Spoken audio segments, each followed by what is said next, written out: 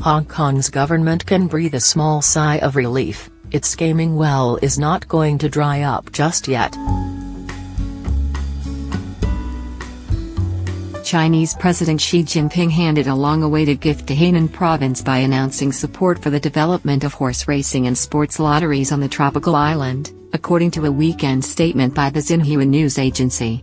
That's a potential threat to the Hong Kong Jockey Club, which created 33.9 billion Hong Kong dollars, $4.3 billion, of earnings in the year through June and continues to be known as an ATM for its government for its tax and tax contributions.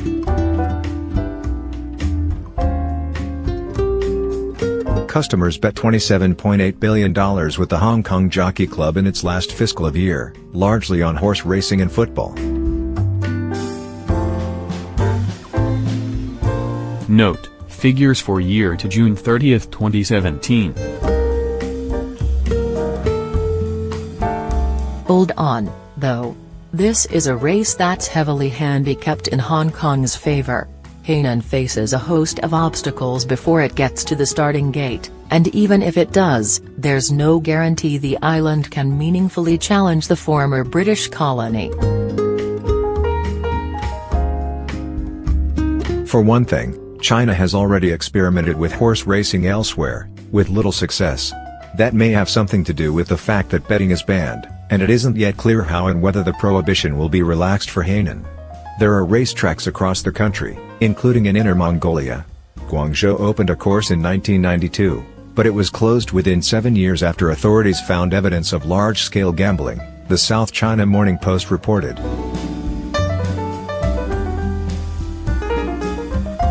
Moreover, the Hong Kong Jockey Club's experience, track record and infrastructure will be hard to beat. It has 2 racecourses with more than 100 off-track betting outlets, offers wagers on soccer matches and also runs a lottery. In recent years, the club has allowed commingling or betting from overseas, with Britons now able to wager on Hong Kong races through Ladbrokes Coral Group plc. Starting a horse racing industry isn't a matter of just building a track, it requires an entire ecosystem. Besides the horses, which alone can be a huge expense for a competitive operation, Hainan will need to attract trainers, jockeys, veterinarians and other experts. Founded in 1884, the Hong Kong Jockey Club has an accumulation of experience that won't be easy to replicate. Granted, Macau's gambling operators are in an even stronger position to fend off any encroachment from Hainan. They at least can count on the Communist Party's antipathy to casinos located within mainland China. The experience of Japan and Singapore shows that the process of creating a casino hub is a multi-year affair, as Morgan Stanley analyst Praveen Chaudhary notes.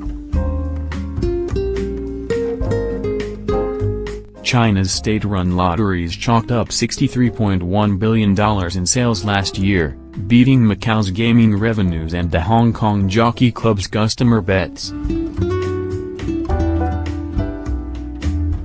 Note: the Chinese government operates 2 lotteries, the China Sports Lottery and the China Welfare Lottery.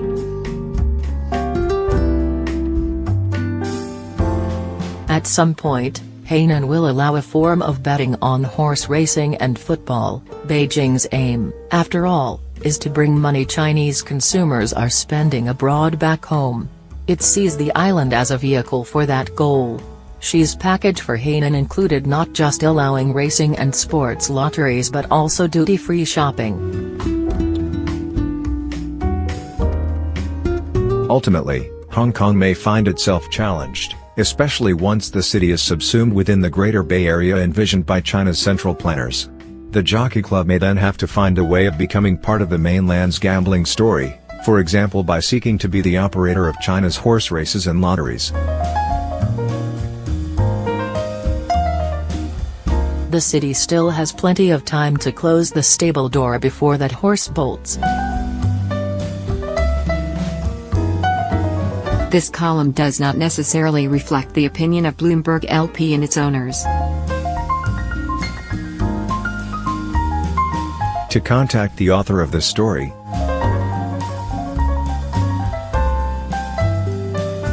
to contact the editor responsible for this story.